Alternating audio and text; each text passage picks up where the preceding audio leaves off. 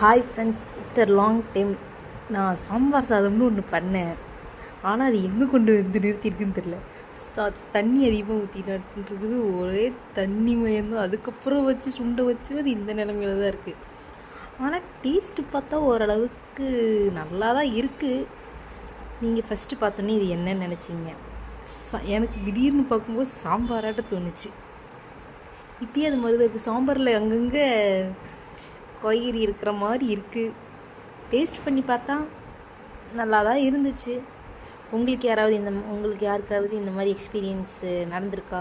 சாம்பார் சாதம் செய்ய போயிட்டு அது சாம்பார் தனியாக சாதம் தனியாக ஆன மாதிரி ஆயிடுச்சு. ஓகே ஃப்ரெண்ட்ஸ், உங்கள் வீட்லலாம் என்னென்ன சமையல்னு மறக்காமல் கமெண்ட்டில் போடுங்க.